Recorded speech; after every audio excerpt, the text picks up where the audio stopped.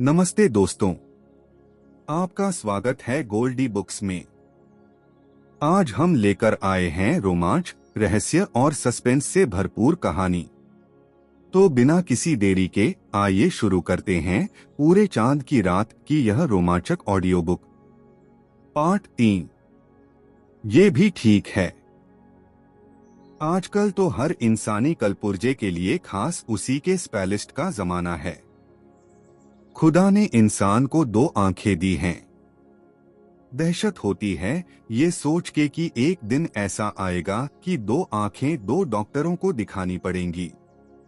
By आंख left आई specialist को, दाई आंख राइट आई स्पेलिस्ट को। क्यों भाई, मेरे प्रोफेशन का मजाक उड़ा रहे हो? Oh no, never sir. वार्तालाप वहीं समाप्त हो गया। आखिरकार सुनील की भाभी वधू डॉक्टर रचना निगम से मुलाकात हुई। आशिकी की अनबूझ केमिस्ट्री के काबू में आ गईं। मैडम, सुनील तनिक उपहासपूर्ण स्वर में बोला, वरना कोई हमउम्र हमसफर चुना होता। नॉनसेंस, वो सहज भाव से बोली, age is a number, 55 is a number, 33 is a number. वो उम्रदराज हैं तो मैं भी कोई ताजी जवान हुई छोकरी नहीं हूं। फिर भी दिलों में फासला न हो तो उम्र का फर्क कोई मायने नहीं रखता, जो कि आप लोगों के केस में 22 साल का है। भले ही 100 साल का हो। 100 साल का तो खैर हो ही नहीं सकता। मुझे मालूम है, मैंने एक मिसाल दी थी। कमाल है, गोली भी देती हैं, उड़िया भी देती हैं, मिसाल भी देती है। मिस्टर, नो ऑफेंस मैडम, मेरा इशारा महज आपके डॉक्टर होने की तरफ था। आप बंकाला साहब को गोली दे रही होती तो ये शर्त थोड़े ही लगाती कि आपका उनकी दौलत से किसी तरह का कोई लेना देना नहीं था। ये मेरी अहमतरीन शर्त है, जो आशिकी पर भारी पड़ रही है। क्या मतलब? बंकाला साहब को शर्त अगर नाकबूल हो तो आशिकी तो गई तेल लेने। उन्हें शर्त कबूल है। मैंने अगर बोला, मैडम, हमारे ताल्लुकात में अगर मगर की कोई गुंजाइश नहीं, फिर तो खुशकिस्मत हैं बंकाला साहब, और आप भी। वो खामोश रही। जैसा तालमेल आपका बंकाला साहब से स्थापित है, वैसा बाकी फैमिली से भी है। बाकी है कौन? जो कोई भी है। मसलन साहब का छोटा भाई शिवनाथ बंकाला, वो मुझे पसंद नहीं करता। वजह सनकी है। लोगों को नापसंद करना, उनसे खुंदक खाना, उनमें मीनमेख निकालना ऐसे लोगों का शगल होता है। शिवनाथ उन्हीं लोगों को पसंद करता है जो उसकी पुछ पुछ करें, चंपी करें। उससे आप तो कमाल के हैं, जैसी जुबान बोलें। मैं ये सब नहीं कर सकती, इसलिए मुझे मिजाज दिखाता है।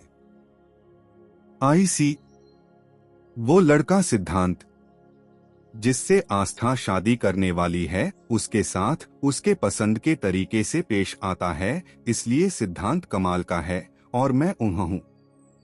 यूं ही हूं। पसंद के तरीके से कैसे पेश आता है? वैसे ही जैसे आया है।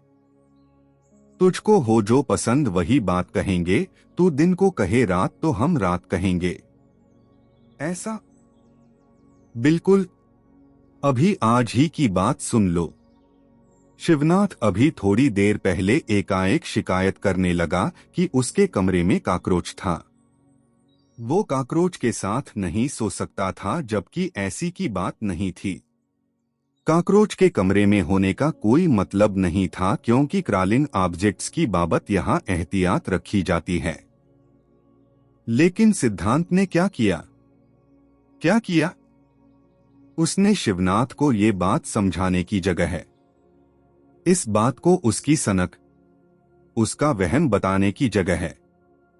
उसका कमरा बदलवा दिया। जो बेडरूम बंकाला साहब के मुंबई से आए पार्टनर विष्णु मेहता को दिया गया था, वो उसे दे दिया और मिस्टर मेहता को शिवनाथ के कमरे में शिफ्ट करा दिया। बंकाला साहब को ये बात मालूम पड़ेगी तो वो सख्त नाराज होंगे। क्यों? सिर्फ इतनी सी बात पर कि दो जनों के कमरे आपस में तब्दील करा दिए गए। अरे इस बात कर नहीं, इस बात पर कि ऐसा करके सिद्धांत ने शिवनाथ की सनक को शह दी। बंकाला साहब को अभी ये बात नहीं मालूम। नहीं, लेकिन आखिर तो मालूम होगी। प्लेन चार्टर करने के लिए वो फोन पर बिजी थे, इसलिए तभी कमरे में बंकाला ने कदम रखा। अरे यहां हो तुम लोग, वो बोला। क्या बात है? रचना मुस्कुराती हुई बड़े मादक स्वर में बोली, मैं तुम लोगों को बुलाने आया था। ड्राइंग रूम में चलो। वहां क्या है? वहां सिद्धांत हॉट टोडी सर्व करने की तैयारी कर रहा है। वो क्या है? सुनील उत्सुक भाव से बोला। काफी, शहद, लौंग, दालचीनी, जायफल, एक खास लिकर और जमैकन रम का मिक्सचर। पियोगे तो याद करोगे? सर मैं जरा ठहर के याद करूंगा। मतलब? वो क्या है कि मेरा एक सहयोगी आपकी बीवी सुदेश की निगरानी के सिलसिले में इकबालपुर में फंसा हुआ है। मुझे उसको राहत पहुंचाने का कोई फौरी इंतजाम करना है।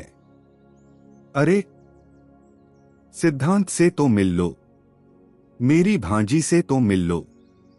सिद्धांत बड़ा दुनियादार लड़का है, क्या पता राहत का कोई इंतजाम वो ही सुझा दे। ठीक है।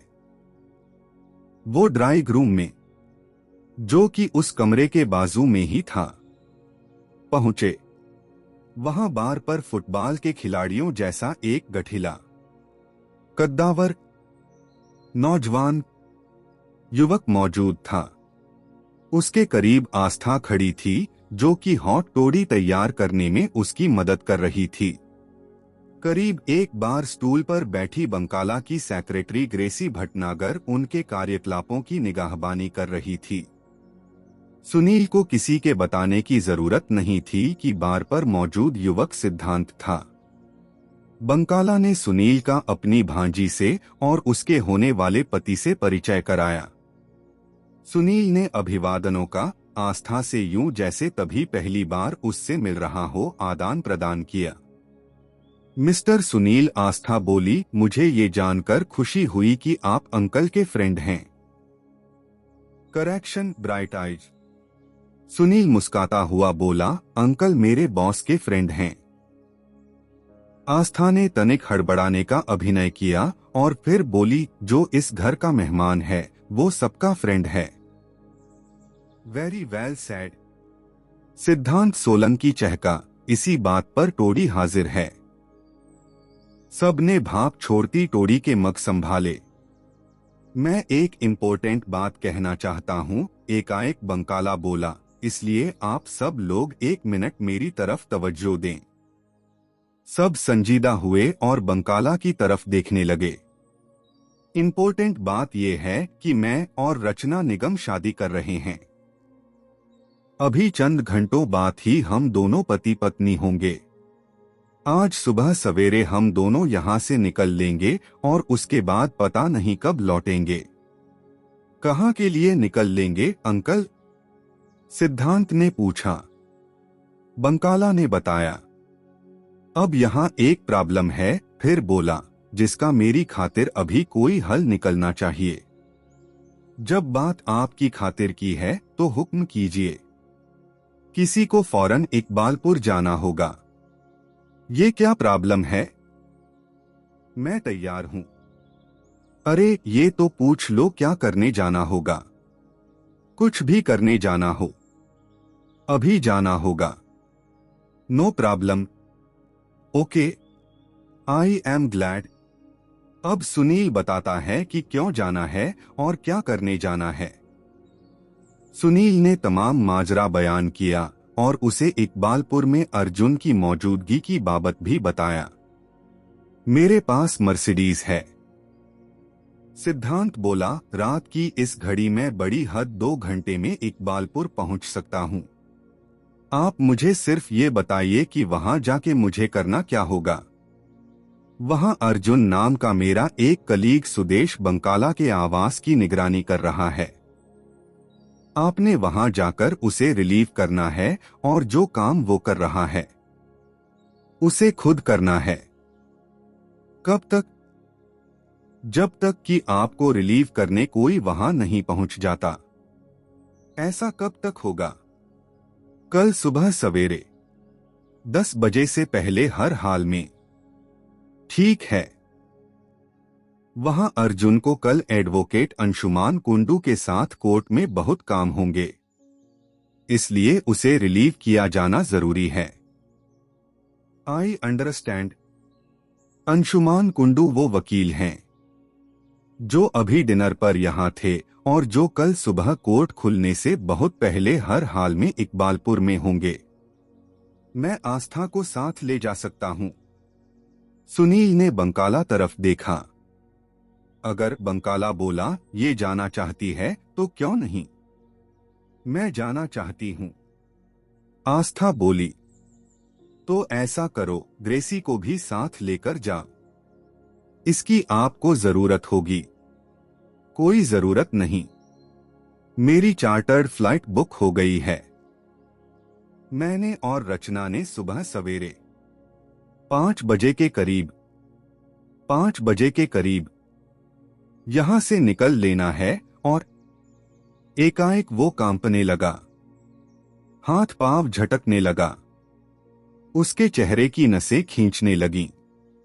उसने सबकी तरफ से यूं पीठ फेर ली जैसे अपनी उस दशा को छुपाना चाहता हो। तभी खानसामा वहां पहुंचा। मयंक मदान साहब आए हैं। वो ग्रेसी भटनागर से संबोधित हुआ, आपसे मिलना चाहते हैं। ग्रेसी के चेहरे पर वितृष्णा के भाव आए। बंकाला अपने दौरे से उभरा, वापस घूमा और चेतावनी भरे स्वर में अपनी सेक्रेटरी से बोला, मयंक को कुछ नहीं बताना है। इतना तो बताना होगा। ग्रेसी व्यग्र भाव से बोली कि मैं शहर से बाहर जा रही हूं, लेकिन ये न बताना कि शहर से बाहर कहां जा रही हो और क्यों जा रही हो और किसके साथ जा रही हो। सिद्धांत हंसता हुआ बोला, वरना मेरे को ठोक देगा। बेहतर यही होगा, बंकाला बोला, कि किसी बहाने से उसे चलता कर दो। ग्रेसी ने सहमति में सिर हिलाया। मयंक मदान कौन है? सुनील तनिक उत्सुक भाव से बोला, ग्रेसी का बॉयफ्रेंड है। ओह, बुलाओ उसे। बंकाला खानसामे से बोला। खानसामा चला गया। मैंने रात में लंबी ड्राइव करनी है, पीछे सिद्धांत बोला, इसलिए सोच रहा हूं कि अपनी टोडी ग्रेसी तेरे बॉयफ्रेंड पर कुर्बान कर दूं। ठंड में आया है, पट्टा खुश हो जाएगा। ग्रेसी ने मुस्कुराते हुए सहमति जताई। कुछ क्षण बाद एक दुबले पतले उम्र में कोई 26-27 साल के नौजवान ने ड्राइंग रूम में कदम रखा। उसने सबका अभिवादन किया। प्रत्यक्षतः उसे वहां एक ही अपरिचित चेहरा सुनील का दिखाई दिया, जिस पर उसकी निगाह टिकी। मिस्टर सुनील चक्रवर्ती, ग्रेसी ने परिचय दिया, ये फेमस जर्नलिस्ट हैं। जर्नलिस्ट? उसके नेत्र फैले। सुनील? ब्लास्ट? वही। सुनील तनिक सिर नवाकर बोला, आप तो बहुत फेमस हैं जनाब। God is kind. आस्था ने उसे टोडी का मग थमा दिया। भाई मयंक बंकाला वार्तालाप का सूत्र अपने हाथ में लेता बोला, आज ग्रेसी बहुत बिजी है, इसलिए आज। बंकाला बड़े अर्थपूर्ण ढंग से खामोश हुआ। I understand sir. Mayank Madan बोला, खुद मेरा कल दुकान के लिए परचेजिंग का बड़ा बिजी शेड्यूल है, इसलिए आज मुझे भी वक्त का तोड़ा है। मैं तो बस 1 मिनट ग्रेसी से बात करना चाहता हूँ। ग्रेसी ने सहमति में सिर हिलाया। उसने अपना हॉट टोडी का मग जैसे तैसे खाली किया। मयंक ने भी उस क्रिया का अनुकरण किया और फिर दोनों वहां से बाहर निकल गए। दुकान चलाते हैं मयंक मदान साहब? पीछे सुनील सहज भाव से बोला। हाँ, आस्था ने उत्तर दिया, रौनक बाजार में हार्डवेयर शॉप है, Madan hardware and machine tools के नाम से। फैमिली ट्रेड होगा? नहीं, इसी ने पकड़ा है। हैरानी है। किस बात की? मोबाइल माशुक मोटरसाइकिल वाली उम्र का लड़का हार्डवेयर शॉप चलाता है। आस्था हंसी, फिर वो सिद्धांत की ओर घूमी। ये लड़का तुमसे इतना कुड़ता क्यों है? वो सिद्धांत से संबोधित हुई। तुम्हारी तरफ देखता था तो निगाहों से भाले बछियां बरसाता जान पड़ता था। मैं शाहरुख जो ठहरा। सिद्धांत विनोदपूर्ण स्वर में बोला। लो, मैं कहाँ शाहरुख कहाँ तुम? अरे, मैं एक्टर की बात नहीं कर रहा, अपने थोबड़े की बात कर रहा हूं जो शाहरुख है। शाहरुख? बादशाह जैसा चेहरा। क्या कहने, इतना भी खुशफहम न हो कोई। सिद्धांत हंसा। वो चुहलबाजी तब तक ही चली जब तक कि सबकी हॉट टोडी खत्म न हो गई। चैप्टर 2। सुनील मांगे का कुर्ता पाजामा पहने अपने बेडरूम की खिड़की में खड़ा था और बाहर पूरे चांद की रोशनी से नहाए सेहन को देख रहा था। वो कोठी घोड़े की नाल की तरह बनी हुई थी, जिसके बीच में लाल पत्थर वाला वो सेहन था। बेडरूम की डबल बेड में उसका share holder doctor Vineet Pahuja था, जो कि बेड पर मौजूद था। वो सोया नहीं हुआ था, लेकिन बार बार जम्हाइयां ले रहा था। सेहन के बीचों बीच एक मरमरी फव्वारा था जो उन दिनों बंद पड़ा था। फव्वारे के इमारत की ओर वाले पहलू में वैसी मेजें और कुर्सियां लगी हुई थीं जो कि गार्डन फर्नीचर कहलाती थीं। बढ़िया जगह है, सुनील बोला। आजकल रखरखाव की तरफ किसी का ध्यान नहीं, फिर भी बढ़िया जगह है। खाक बढ़िया जगह है, डॉक्टर भुनभुनाया। इतनी बड़ी कोठी रखरखाव के बिना भुथा जान पड़ती है। सच पूछो तो अपने रात यहाँ रुकने के फैसले पर मैं पछता रहा हूँ। अरे नहीं, सरासर इस जगह का ही तो असर है कि नींद नहीं आ रही। आ जाएगी। पराई जगह पर कभी कभी ऐसा होता है। भुथा पराई? जरा बाहर सेहन में झांक कर देखो, क्या बहार है चांदनी की। आज पूर्णमासी है, ये चांदनी कल भी होगी, घर जाके देखूंगा। डॉक्टर साहब, ये दहशत तो नहीं सता रही कि हमारा मेजबान हाथ में खंजर थामे कोठी में विचर रहा होगा? आप सो गए तो कहीं वो खंजर आपकी पसलियों में ही न उतार दे। वाहियात बातें मत करो। वहां से हटो, बत्ती बंद करो और इधर आकर। वो खामोश हो गया। क्या हुआ? सुनील बोला। धीरे बोलो। क्यों? दरवाजे पर कोई है। मुझे मालूम है कौन है। कौन है? हमारा मेजबान, हाथ में खंजर लिए। ओह, शट अप। दरवाजे पर फिर आहट हुई, जैसे किसी ने बहुत धीरे से उस पर दस्तक दी हो। सुनील दरवाजे पर पहुंचा। उसने उसकी चटकनी सरकाई, हैंडल घुमाया और दरवाजे को पल्ले से थोड़ा सा अलग करके बाहर झांका। बाहर मेजबान की भांजी आस्था पारेख खड़ी थी। तुम? सुनील के मुंह से निकला। हटो, वो दबे स्वर में बोली। भीतर आने दो। वो भीतर आई तो भीतर की रोशनी में सुनील ने देखा वो सफेद रेशमी नाइट गाउन और स्लीपर पहने थी। डॉक्टर भी सचेत हो गया था और तकियों के सहारे उकड़ू होकर उधर देखने लगा था। तुम यहाँ क्या कर रही हो? सुनील बोला, तुम्हें तो इकबालपुर के रास्ते में होना चाहिए था। मैं नहीं गई। वो तो मुझे दिखाई दे रहा है, लेकिन क्यों?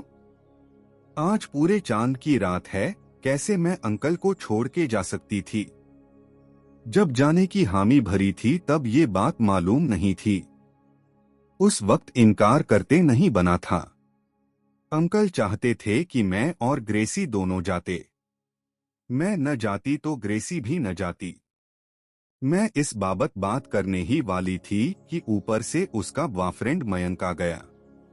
उसे ये मालूम पड़ता कि ग्रेसी सिद्धांत के साथ अकेले इकबालपुर जा रही थी तो फौजदारी होके रहती। तुमने हामी ही क्यों भरी? भरनी पड़ी। न भरती तो अंकल शक करते। आखिर क्या किया तुमने? अंकल पर यही जाहिर किया कि हम तीनों इकबालपुर के लिए रवाना हो रहे थे, लेकिन बाहर जाके सिद्धांत और ग्रेसी को समझाया कि मैं नहीं जा सकती थी। नतीजतन वो मुझे पीछे छोड़ गए। भाई, डॉक्टर पाहूजा बोला, मेरे सिरहाने ये मिडनाइट कॉन्फ्रेंस कब तक चलेगी? सॉरी डॉक्टर साहब, आस्था मीठे स्वर में बोली, आपको थोड़ी सी डिस्टरबेंस और होगी क्योंकि मिस्टर सुनील मेरे साथ जा रहे हैं। क्यों? सुनील तनिक हड़बड़ाया। ताकि मैं अंकल के बेडरूम का दरवाजा और डाइनिंग रूम की वो वॉल कैबिनेट लॉक कर सकूं जिसमें क्रॉकरी और कटलरी रखी जाती है। ये काम तुम खुद नहीं कर सकती? कर सकती हूँ, लेकिन मैं चाहती हूँ कि अगर कोई अनहोनी हो जाए तो मेरे किए का गवाह मेरे साथ हो। कैसी अनहोनी? सोचो, समझो। ठीक है, चलो। आस्था ने दरवाजा खोला और बाहर कदम रखने से पहले सावधानी से गलियारे में दाएं बाएं झांका। फिर दोनों बाहर निकलकर खामोशी से अगल बगल गलियारे में चलते हुए बंकाला के बेडरूम के दरवाजे पर पहुंचे। आस्था ने नीचे झुककर एक हल्की सी क्लिक के साथ ताला लग गया। उसने चाबी केस से बाहर निकाली और फिर दरवाजे से परे हट गई। मैंने, वो बोली, दिन में ताले को तेल दे दिया था ताकि वो आवाज न करे। आई सी, तुम्हारे अंकल के पास चाबी नहीं है? है तो ताला खोल लेने में उन्हें क्या प्रॉब्लम होगी? कोई नहीं, लेकिन नींद में वो ऐसा नहीं कर पाएंगे। नींद से उठकर चलने लग जाने वाले शख्स का दिमाग सोया होता है। उसे ये ही नहीं याद आ सकता कि चाबी कहाँ है। लिहाजा वो बहती धारा की तरह जिधर रास्ता बने चल निकलता है। यही समझ लो। फिर भी पिछली बार ताला खोलकर बाहर निकल आए थे तुम्हारे अंकल और वाल कैबिनेट के दराज में से छुरी भी निकाल लाए थे जो तुमने उनके तकिए के नीचे से बरामद की थी। आज सुबह ही तो पता नहीं क्यों कर किया उन्होंने वो करतब। अब वाल कैबिनेट पर चलते हैं। वो डाइनिंग रूम में और आगे वाल कैबिनेट पर पहुंचे। तब सुनील को मालूम हुआ कि उस कैबिनेट के टॉप पर एक कैबिनेट की चौड़ाई जितना चौड़ा दराज था जो कि छुरियां कांटे रखने के काम आता था और उसमें अलग से बिल्ट इन लॉक था। आस्था ने उस ताले में भी एक चाबी घुमाई। मैं कोई वजह बयान नहीं कर सकती, वो बोली, लेकिन इस बात से मुझे बड़ा हौसला महसूस हो रहा है कि आज रात तुम यहाँ हो। तुम्हारी वजह से मेरा दिल कहता है कि अंकल की ये रात, ये पूरे चांद की रात चैन से कटेगी। फिर भी मैं अपने कमरे को मजबूती से लॉक करके सोऊंगा। मजाक मत करो, मुझे डराओ मत। सुनील हंसा। दोनों सुनील के कमरे पर वापस लौटे। Thank you. वो सुनील के कान में फुसफुसाई, गुड नाइट। सुनील ने सहमति में सिर हिलाकर नाइट के गुड होने की तस्दीक की। सुनील की नींद खुली। उसने एक निगाह पहलू में दीन दुनिया से बेखबर सोए पड़े डॉक्टर पाहुजा पर डाली और फिर बिस्तर में से निकला। उसने आगे बढ़कर दरवाजा खोला और बाहर गलियारे में कदम रखा तो पिछली रात वाली नाइट ड्रेस में ही उसे आस्था दिखाई दी। तुम, बोला, सुबह सवेरे यहाँ क्या कर रही हो? एक तो मैं तुम्हें ये बताने आई थी, वो बोली कि मैंने अंकल के बेडरूम के दरवाजे का ताला खोल दिया है, और दूसरे मैं तुम्हें ये कहने आई थी कि मुझे एक कप चाय लाकर दो। लाकर दूं? मैं लाकर दूं? हाँ। गुले गुलजार, घंटी बजाकर खानसामे को बुलाओ और उसको बोलो तुम्हारे कमरे में तुम्हारे लिए चाय लाए। मैं ऐसा कैसे कर सकती हूँ? क्यों नहीं कर सकती? फिर सबको पता नहीं लग जाएगा कि मैं रात को इकबालपुर नहीं गई। ओह, तुम कल्पना नहीं कर सकते कि इस बात से अंकल कितने नाराज होंगे कि ग्रेसी अकेली सिद्धांत के साथ गई है। ओह, तुम्हारा कमरा कहाँ है? आस्था ने उसे अपने बेडरूम की पोजीशन समझाई। ओके, सुनील बोला, मैं करता हूं कुछ। Thank you. अंकल जाग गए? हाँ, आधा घंटा हो गया। अब तब तो जाने के लिए तैयार हो चुके होंगे। तभी गलियारे में कहीं आहट हुई। मैं जाती हूं, वो व्यग्र भाव से बोली। और वो ये जा वो जा। सुनील गलियारे में आगे बढ़ा। वो बंकाला के बेडरूम के करीब से गुजरने लगा तो एकाएक दरवाजा खुला और नहाए धोए, शेव वगैरह करके चमके हुए बंकाला ने बाहर कदम रखा। गुड मॉर्निंग सर, सुनील उसके सामने ठिठकता बोला। गुड मॉर्निंग, वो मुस्कराता हुआ बोला। रात कैसी कटी? बढ़िया। अभी मुझे सियाफ करने के लिए जल्दी जागे? और आपको शादी की एडवांस बधाई देने के लिए। Thank you. और डॉक्टर साहब? वो तो अभी घोड़े बेचकर सोए हुए हैं। थोड़े किए नहीं जागने वाले। कोई बात नहीं। अभी ये उसने कलाई घड़ी पर निगाह डाली, वक्त भी तो नहीं जागने का। 5 ही तो बजे हैं। आजकल के मौसम में 6:30 तक तो सूरज नहीं निकलता। ठीक। आपको एयरपोर्ट कितने बजे पहुंचना है? 5:45।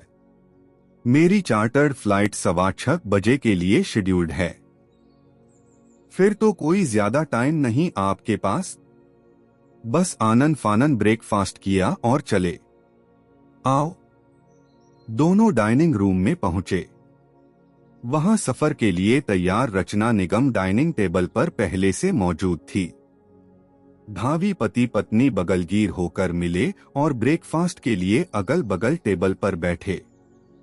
बाई दी वे, एकाएक बंकाला बोला, अपने पार्टनर को जेल भिजवाने की तुम्हारी राय पर मैं अमल कर चुका हूं।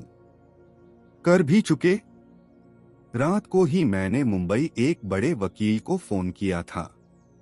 वो आज ही वहां कोर्ट में विष्णु मेहता के खिलाफ फ्रॉड और 420 का केस दायर कर रहा है।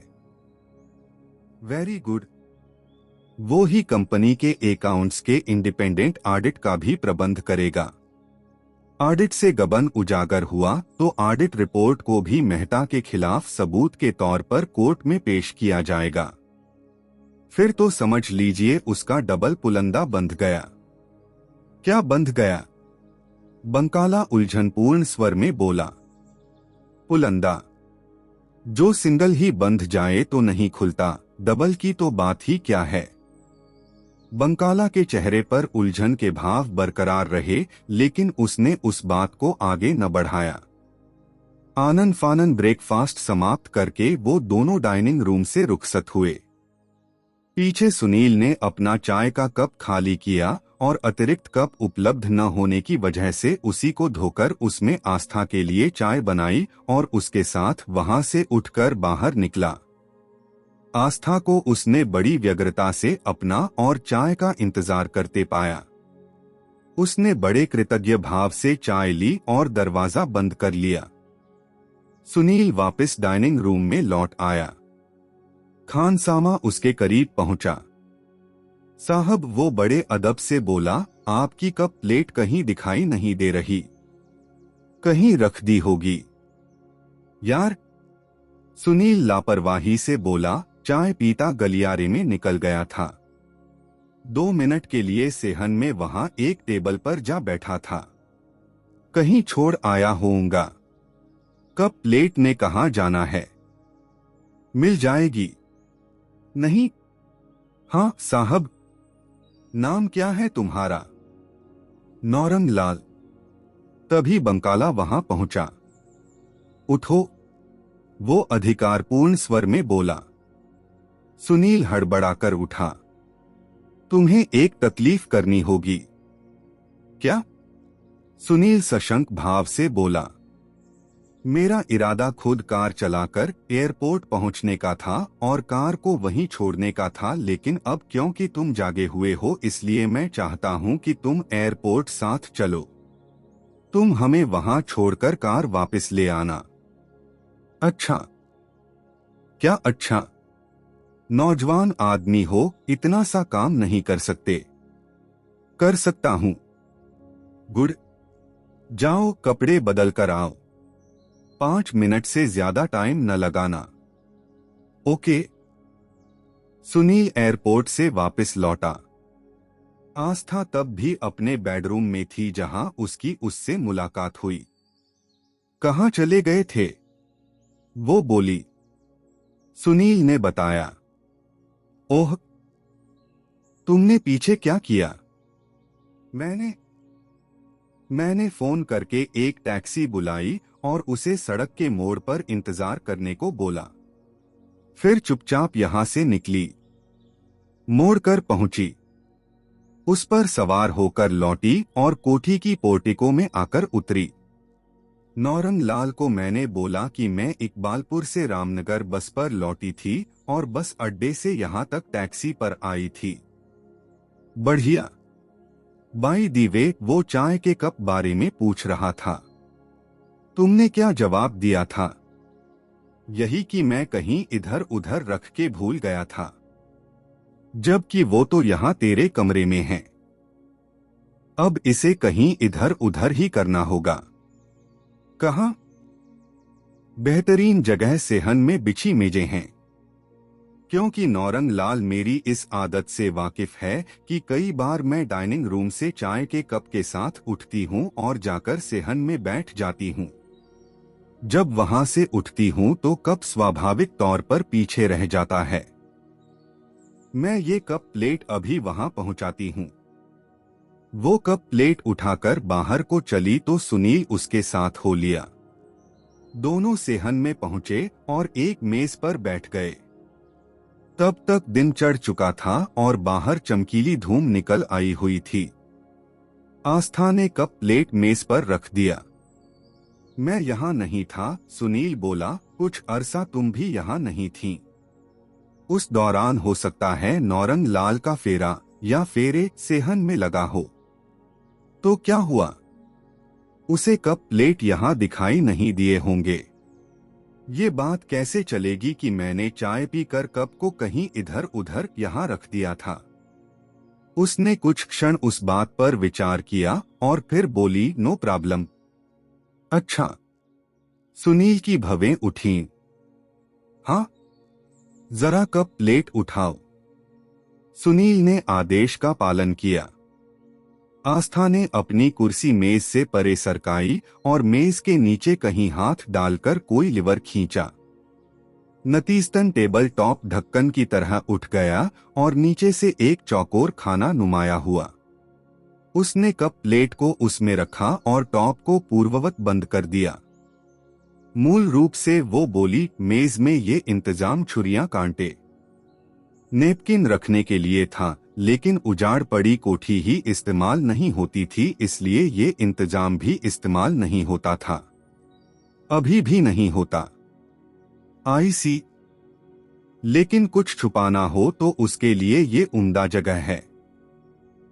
सुनील अपलक उसे देखने लगा। आस्था की उससे निगाह मिला तो वो सकपकाई। क्या देखते हो? वो विचलित स्वर में बोली। देखता नहीं सनशाइन, सुनील बोला, सोचता हूं। क्या? मर्दों को ऐसी बातें क्यों नहीं सूझती? कैसी बातें क्यों नहीं सूझती? यही कि एक इस्तेमाल के लिए बनी चीज दूसरे इस्तेमाल में भी लाई जा सकती है। वाट नॉनसेंस, ये मामूली बात है। खानसामा इधर आ रहा है और उसकी शक्ल से लगता है कि खामखाह नहीं आ रहा। उसने घूमकर इमारत की तरफ देखा और फिर दबे स्वर में बोली, इसको पता नहीं चलना चाहिए कि पिछली रात मैं यहीं थी। मेरे से कैसे चलेगा? फिर भी सावधान किया। खानसामा करीब पहुंचा। क्या बात है नौरंग लाल? आस्था ने पूछा। मैडम, वो बोला, डाइनिंग रूम की वाल कैबिनेट का बड़ा दराज नहीं खुल रहा। उसमें ताला लगा जान पड़ता है। भई चाबी वहीं कहीं होगी। नहीं है मैडम, मैंने सब जगह देखा। कहाँ जाएगी? वो तो दराज में ही पड़ी रहती थी। मैडम, ताला लगा है तो मैं दराज में तो नहीं झांक सकता न। मेरा मतलब है उस दराज को ताला लगता ही कहाँ है? आज तो लगा हुआ है। आओ देखते हैं। वो उठी, उसने एक अर्थपूर्ण निगाह सुनील पर डाली और फिर खानसामे के साथ हो ली। सुनील उनके पीछे पीछे चल दिया। वो डाइनिंग रूम में पहुंचे। आस्था ने वाल कैबिनेट के सामने पहुंचकर बड़े दराज का हैंडल खींचा। ताला तो लगा है। वो बड़बड़ाई, चाबी कहाँ गई? चाबी की तलाश में उसने आसपास की जगहें टटोलनी शुरू की, जिससे खानसामे की असहमति साफ उसके चेहरे पर छपी दिखाई दी, क्योंकि बकौल उसके वो तमाम जगहें वो पहले टटोल चुका था। अभी कल तो मैंने चाबी को दराज में पड़े देखा था। आस्था कह रही थी, किसी ने ताला लगा भी दिया तो चाबी साथ तो ले नहीं गया होगा। चाबी यहीं कहीं तो छोड़ के गया होगा। समझ में नहीं आता कि ताला लगाया ही क्यों? कटलरी भला कौन चुराएगा? अरे, ये तो रही चाबी। आस्था ने यूं चाबी दिखाई जैसे जादूगर ने हैक में से खरगोश निकाला हो। कहां से मिली? खानसामा हैरानी से बोला। अब छोड़ो कहां से मिली। मिली तो यहीं से मिली। घर की छत पर से तो मिली नहीं। बाहर झाड़ियों में पड़ी तो मिली नहीं। खानसामे ने चोर से थूक निगली। कुछ कहने के लिए मुंह खोला लेकिन फिर होंठ भींच लिए। आस्था ने ताले में चाबी घुमाई और दराज का हैंडल खींचा। सुनील ने उचक कर भीतर झांका तो पाया कि विशाल दराज के दाएं कोने में एक बिना ढक्कन का डिब्बा पड़ा था, जिसमें जेवरों के डिब्बे की तरह विभिन्न छुरियों के लिए एन उनके साइज के खांचे बने हुए थे। उनमें जो सबसे बड़ा खांचा था वो खाली था। आस्था के मुंह से जोर की सिसकारी निकली। उसकी आंखों में आतंक की छाया तैर गई। बड़ी मुश्किल से उसने स्वयं को काबू में किया। नौरंग लाल, वो शुष्क स्वर में बोली, क्या चाहिए था तुम्हें इस दराज में से? मैं ले लूंगा मैडम। वो बोला, अब दराज खुल गया है, मैं ले लूंगा। आस्था में सहमति में सिर हिलाया। आओ फिर सुनील से बोली, वापस सेहन में ही चलते हैं। इस मौसम में सुबह की धूप का अपना ही मजा होता है। मेरे ख्याल से, सुनील अर्थपूर्ण स्वर में बोला, हमें डॉक्टर पाहूजा को जगाना चाहिए। आस्था के चेहरे पर उलझन के भाव आए। ब्रेकफास्ट? नो। यस। मैंने भी तो अभी एक प्याली चाय ही पी है। मैंने भी तो वो भी नहीं पी। ठीक है। दोनों वहां से बाहर निकले। पहले मैं समझी नहीं थी। रास्ते में वो बोली, मेरे ख्याल से तुम अंकल के कमरे में जाना चाहते हो। हाँ, दराज का जो खाना खाली है वो गोश्त काटने की छुरी का है। हाँ, कल रात को दराज को ताला लगाते वक्त दराज के भीतर झांका था। नहीं, नहीं। फिर क्या पता छुरी पहले से गायब थी या बाद में हुई। उसने उत्तर न दिया। खामोशी से दोनों बंकाला के बेडरूम के बंद दरवाजे पर पहुंचे। हे भगवान, वो होठों में बुदबुदाई, वो बात न निकले जिसका मुझे अंदेशा है। अभी कोई कमरा ठीक करने तो यहां नहीं आया होगा। अभी नहीं। ये काम हाउसकीपर करती है और वो हमेशा 9 बजे के बाद शुरू करती है। डोमेस्टिक हेल्प के नाम पर यहां 2 ही जने हैं, एक खानसामा और एक हाउसकीपर। एक मेड भी है। ड्राइवर कोई नहीं। एक है, लेकिन आजकल छुट्टी पर है। उसकी गैरहाजिरी में खानसामा गाड़ी भी चलाता है। आज तो न चलाई। मेहमानों की वजह से। मेहमानों की वजह से अंकल ने उसकी वहां हाजिरी जरूरी समझी थी। आईसी खोलो। आस्था ने हैंडल घुमाकर दरवाजे को धक्का दिया। दोनों भीतर दाखिल हुए। सुनील की निगाह पैन होती सारे कमरे में फिरी। सब ठीक ठाक जान पड़ता है। वो बोला, तकिया। आस्था फुसफुसाई, उसके नीचे देखो। मेरी तो हिम्मत नहीं हो रही। सुनील आगे बढ़कर बेड के सिरहाने पहुंचा। उसने हाथ बढ़ाकर तकिए का एक सिरा ऊंचा किया। नीचे खतरनाक लंबी छुरी मौजूद थी, लाल रंग से रंगा, जिसका फल अपनी कहानी खुद कह रहा था। सुनील ने तकिए का सिरा छोड़ दिया और आस्था की तरफ घूमा, जो चीखने को तैयार जान पड़ती थी। खबरदार। सुनील डपट कर बोला, अभी से हो हल्ले की जरूरत नहीं। पहले ठीक से मालूम होने दो कि क्या हुआ। उस चेतावनी से उसकी चीख गले में ही घुट गई।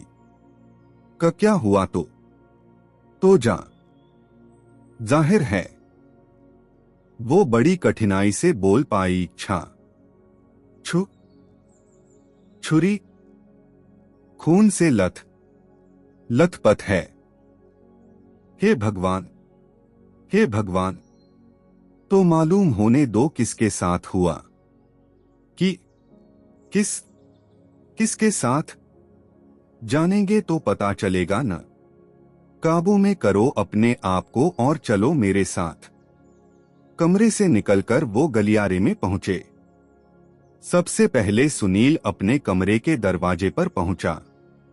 उसने दरवाजा ट्राई किया तो उसे बंद पाया। उसने दरवाजे पर दस्तक दी। दरवाजा न खुला तो दूसरी बार जोर से। देर तक दस्तक दी। आखिरकार दरवाजा खुला। चौखट पर डॉक्टर प्रकट हुआ। मैं बाथरूम में था। उसने खुद ही सफाई दी, लिहाजा जागे हुए थे। सुनील बोला, आइए चलिए। कहाँ? ब्रेकफास्ट के लिए। भाई पहले मैं जरा।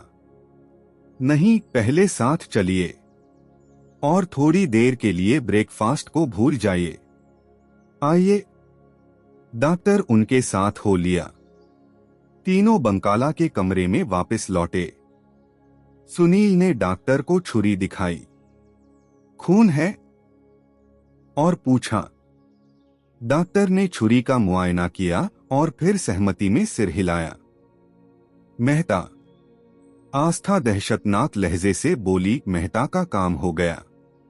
कल रात इतना खिलाफ हो गए थे अंकल उसके। कह भी रहे थे कि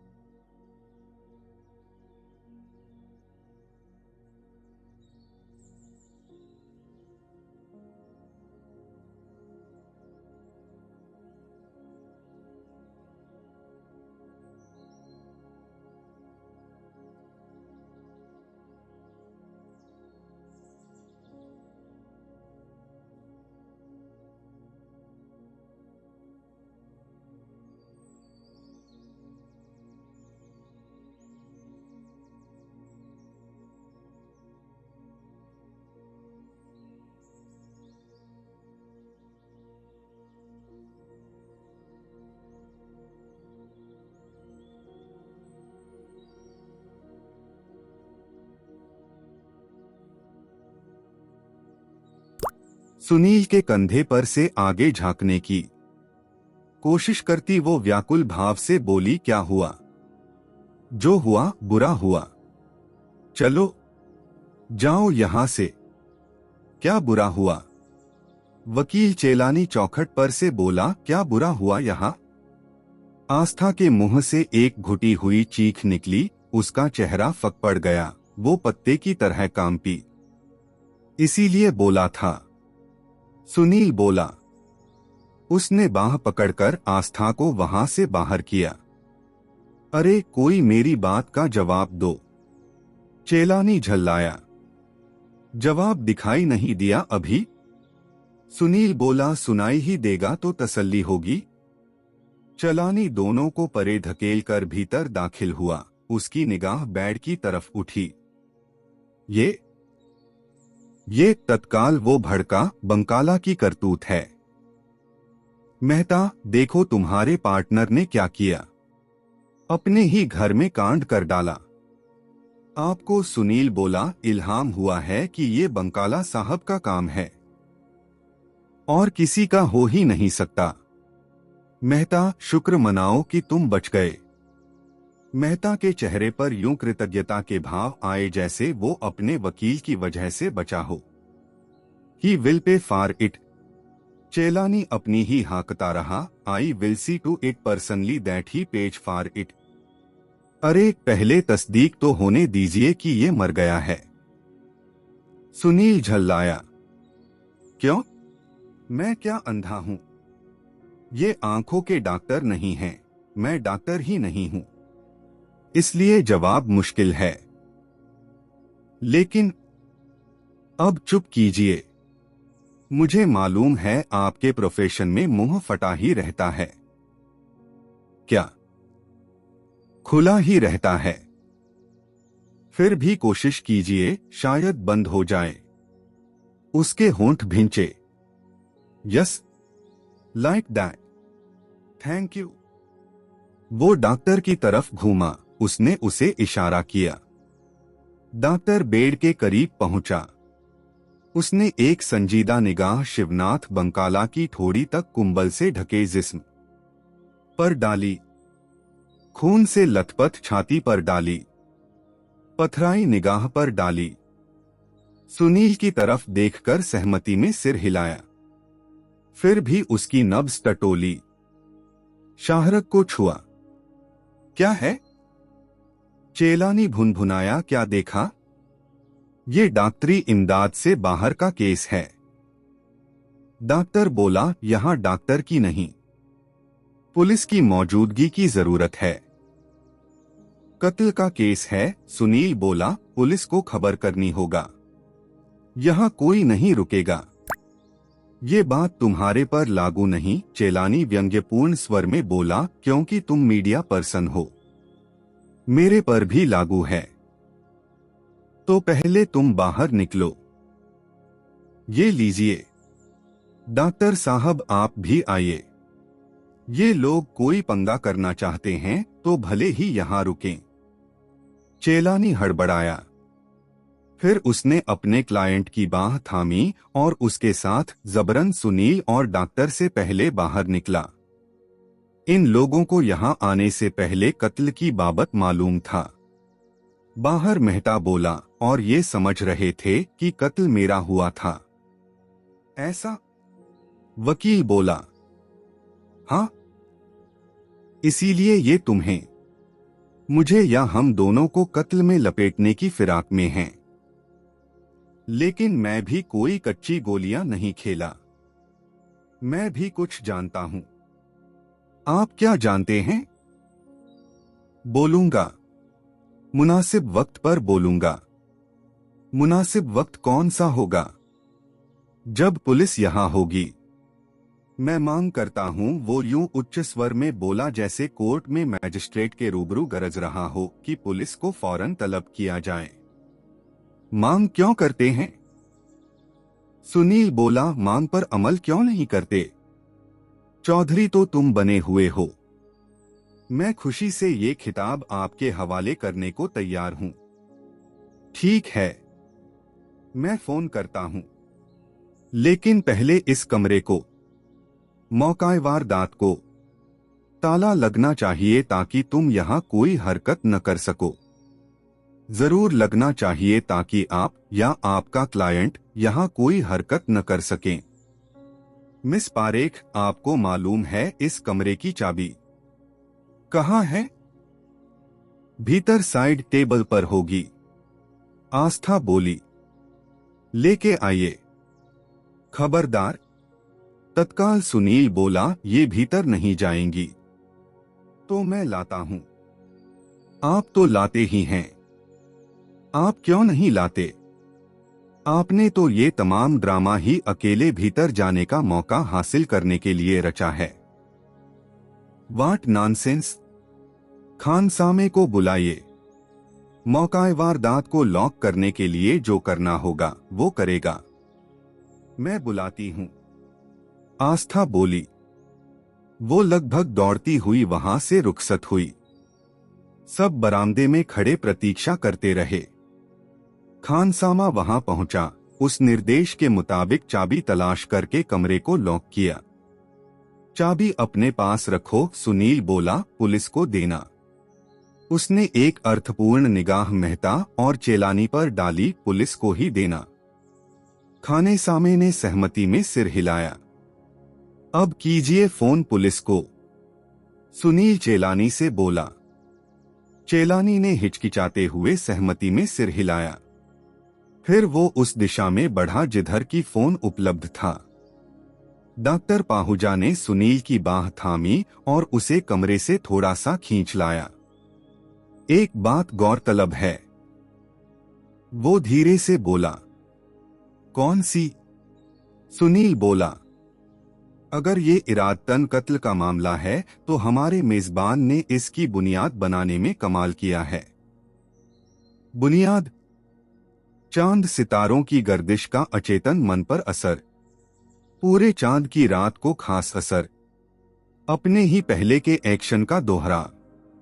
चांदनी रात में छुरी उसके हाथ में, वो हर बात से बेखबर, इससे भी की छुरी फिर तकिए के नीचे, लेकिन इस बार खून से रंगी। अच्छी स्क्रिप्ट है। सुनील का सिर संजीदगी से सहमति में हिला। ऊपर से दौरा पड़ने की वो शानदार एक्टिंग। डॉक्टर साहब, ये बात सिर्फ आप भांप पाए थे कि वो दौरा नहीं था, एक्टिंग थी। क्या कहना चाहते हो? आप बिजी डॉक्टर हैं, आपकी बड़ी प्रैक्टिस है। मरीज आपका इंतजार करते होंगे। मैं तो न्यूज हाउंड हूं, इसलिए जहां न्यूज है वहां मेरी मौजूदगी जरूरी है। आप क्यों यहां अपना वक्त जाया करते हैं? जाइए, जाकर अपना मरीज को देखिए। मैं समझ गया तुम्हारी बात। उसने नाटकीय अंदाज से अपनी कलाई घड़ी देखी। वाकई इस वक्त मुझे मेरे क्लिनिक में होना चाहिए। मेरी प्रैक्टिस में मॉर्निंग सेशन ज्यादा बिजी होता है। मैं चलता हूं। गुड। पुलिस के आगमन के और उनके मौकाए वारदात पर काबिज हो चुकने के बाद सुनील आस्था की तलाश में निकला तो वो उसे सेहन में मिली। एक बात का ध्यान रखना, वो धीरे से बोला, फिलहाल इकबालपुर वाले प्रकरण की खबर किसी को नहीं लगनी चाहिए। आस्था की भवें उठी। रात से वहां जो कुछ चल रहा है उसकी बाबत चुप रहना है, समझी? आस्था ने सहमति में सिर हिलाया। अंकल का क्या होगा? फिर बोली, अंकल की वजह से ही मैंने ऐसा कहा। लेकिन होगा क्या? क्या उन्हें जो हुआ उसके लिए जिम्मेदार ठहराया जाएगा? और कोई कैंडिडेट है तुम्हारी निगाह में? अंकल का क्या दोष है? एक शख्स जान से गया, तुम पूछती हो अंकल का क्या दोष है? वो एक हादसा था। हादसे की भी तो जवाब तलबी होती है। तुम तो मुझे डरा रहे हो। मेरी ऐसी कोई मंशा नहीं। कैसे होगा जवाब तलबी? पकड़ मंगवाएंगे। गंभीर मसला है। एक आदमी जान से गया है। और क्या करेंगे? उन्हें मालूम कैसे होगा अंकल कहाँ है? पूछेंगे। मेरे से भी? तुम्हारे से तो खास तौर से। मैं क्या बोलूंगी? बोलना तुम्हें नहीं मालूम वो कहाँ हैं। मैं अपने बारे में पूछ रही थी। क्या मतलब? क्या मैं ये बोलूंगी कि रात को मैं यहां नहीं थी? रात को मैं इकबालपुर में थी जहां से आज सुबह बस से लौटी थी। ये तो गलत बयानी होगी, लेकिन मेरी बाबत स्थापित बात तो यही है, इसलिए मेरे ख्याल से तो यही कहना मुनासिब होगा। पोल खुल गई तो खाम खा वो चेक करेंगे। क्यों भला? यहाँ के हादसे से मेरा क्या लेना देना? मुझे क्यों चेक करेंगे? क्योंकि पुलिस का काम करने का यही तरीका होता है। ऐसे केस में जो भी बात सामने आती है, तस्दीक के लिए वो उसे चेक करते हैं। तुम क्या करोगे? किस बाबत? अंकल की बाबत। पुलिस को उनकी बाबत बताओगे? नहीं। इनकार चलेगा? शायद नहीं। तो क्या करोगे? अभी मालूम नहीं। नौबत आएगी तो देखूंगा, सोचूंगा। I will cross that bridge when I reach it. मेरे से पूछताछ की नौबत कब आएगी? बस आई ही समझो। वो लोग अभी मौकाए वारदात पर हैं और मेहता का वकील चेलानी पूछताछ करवाने के लिए उनके आगे पीछे फुदक रहा है। करवाने के लिए? पूछताछ करवाने के लिए? हाँ, लगता है वो कोई खास बात पुलिस के कानों में डालना चाहता है। खास बात होगी कहां से? बस उसे लगती होगी वो क्लायंट वकील की जोड़ी तुम्हारे अंकल के खिलाफ है और मुखालफत के हवाले वो कुछ भी बक सकते हैं। वकील तो जरूर ही बक सकता है, क्योंकि अपनी बकबक भी यूं करना चाहता है जैसे क्लायंट के लिए बहुत बड़ा काम किया हो। कभी झूठ तो नहीं बक देंगे? बक सकते हैं।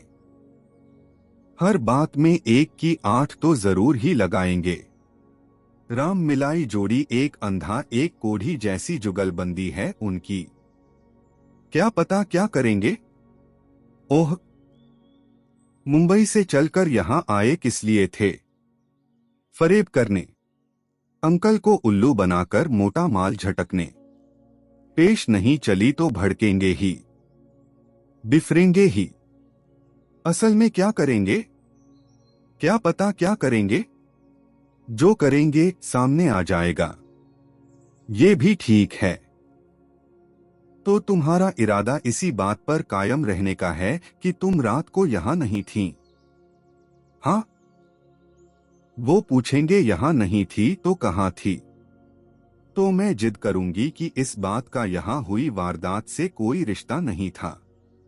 मैं उन्हें ये आइडिया सरकाने की कोशिश करूंगी कि रात मैंने अपने बॉयफ्रेंड के साथ गुजारी थी, इसलिए उस बाबत बात करने से कतरा रही थी। नौजवान लड़की की जुबानी ऐसी स्टोरी चल जाती है, लेकिन चरित्र पर लांछन भी तो आता है। वो लांछन मैं झेल लूंगी। उन्हें तुम्हारी स्टोरी पर यकीन न आया तो वो हकीकत को जान के रहेंगे। नहीं जान पाएंगे। तुम देखना। शक्ल से ऐसी तिगड़मी लगती तो नहीं हो। जरूरत पड़ने पर बनना पड़ता है, तिगड़मी चौगड़मी सब बनना पड़ता है। गुड। लेकिन तुम तो मेरा राज राज रखोगे ना? सिर्फ तुम्हें मालूम है कि मैं इकबालपुर नहीं गई थी। रात को मैं यहीं थी। हनी चाइल्ड, तुम्हारा राज मेरे पास सेफ है। समझो रिजर्व बैंक के वाल्ट में है। शुक्रिया। तभी सुनील के मोबाइल फोन की घंटी बजी। एक्सक्यूज मी, वो बोला। सेहन से बरामदे में आकर उसने कॉल रिसीव की। लाइन पर अर्जुन था। क्या खबर है? सुनील बोला, सिद्धांत सोलंकी पहुंच गया था। हाँ? अर्जुन की आवाज आई, बहुत सहयोग दिया उसने, मेरी उम्मीद से ज्यादा। यहां पहुंचने के बाद तो समझो कि निगरानी उसी ने की। बहुत रिलीफ मिली मेरे को। बढ़िया बंदा भेजा। गुड। कोई खास बात है तो सही एक, लेकिन वो फोन पर बताने लायक नहीं है। गुले गुलजार, ये वहां से लौटने का बहाना तो नहीं? बहाने की क्या जरूरत है? अब जब रिलीवर आ गया है तो रिलीवर को भी रिलीवर की जरूरत होगी। रमाकांत का कोई आदमी वहां बस पहुंचने वाला होगा जो सिद्धांत को रिलीव करेगा, और तुम एडवोकेट अंशुमान कुंडू के साथ रहोगे और उसकी मदद करोगे। कोई एडवोकेट भी आ रहा है? हाँ, नाम बोला ही है मैंने। वो भी बस पहुंचता ही होगा। जो भी जानकारी तुमने कोर्ट से निकलवाई है, तुमने उसकी उसे खबर करनी है। उसके बाद तुम वहां से लौट आने के लिए आजाद हो। ओके? ओके। निगरानी की क्या पोजीशन है? इस वक्त वाच पर कौन है? वो लड़का सिद्धांत ही है, और कौन होगा? मैं तो फोन में बिजी हूं। आल्सो रीड्स वाच से पीछा छुड़ाने और लौट के आने की जुगत करने में बिजी हो। ओह गुरुजी, क्यों आप? ओके। ओके। रानगर पहुंचकर मोबाइल पर फोन करना ताकि तुम्हें मालूम हो सके कि मैं कहां हूं। ठीक है। सुनील ने यूथ क्लब में रमाकांत के उस नंबर पर फोन किया जो बेडरूम में उसके सिरहाने बजता था। कितनी ही देर निरंतर घंटी बजती रहने के बाद कहीं जाकर जवाब मिला। सुनील बोल रहा हूं। ओए, मैंने भेज दिया मुंह अंधेरे जौहरी को इकबालपुर। रमाकांत तिक्त स्वर में बोला। Thank you. अगर थैंक यू बोलने के लिए मुझे नींद से जगाया है तो दूर फिटे मुंह। और भी बात है। और क्या बात है? जल्दी बोल। रात यहां एक कत्ल हो गया है। वो तो होना ही था। तेरा तो पाव ही भारी है। जहां पड़ता है गुल खिलाता है। अब तू मुझे कत्ल की कहानी न सुनाने लगना। सिरे की बात बोल। क्या चाहता है? यहां पुलिस पहुंची हुई है, जिसकी वजह से मेरी पेश नहीं चल रही। तुम किसी को निगरानी के लिए यहां भेज सकते हो। किसकी निगरानी के लिए? एक तो मेजबान का पार्टनर विष्णु मेहता ही है, जिसकी बाबत तुम्ही ने मुझे इतनी मार्के की जानकारी निकाल कर दी थी। दूसरा उसका वकील करसन राय चेलानी है। मैंने किसी का वहां भेजा तो वो उन्हें पहचानेगा कैसे? इस वक्त कोठी में बाहरी आदमी वो दो जने ही हैं। यही उनकी पहचान है। जो दोहरे बदन का है, उम्रदराज है, बाइफोकस लगाता है। वो वकील है। लंबा पतला और उम्र में उससे कोई 15 साल छोटा है। वो विष्णु मेहता है। ठीक है, मैं करता हूं कुछ। वैसे यहां के हर बाशिंदे की निगरानी का इंतजाम करा सको तो बात ही क्या है। उन पीछा छोड़। संबंध विच्छेद हो गया। सुनील ने मोबाइल ऑफ करके जेब के हवाले किया। वो आगे ड्राइंग रूम की तरफ बढ़ा तो आस्था ने उसे पीछे से आवाज लगाई। वो ठिठका। आस्था लंबे डग भरती उसके करीब पहुंची। एक बात बताओ, वो राजदाराना लहजे से बोली। बस दोस्तों, आज के लिए इतना ही। मिलते हैं जल्द ही पूरे चांद की रात के अगले भाग में। तब तक अपना ख्याल रखें। धन्यवाद।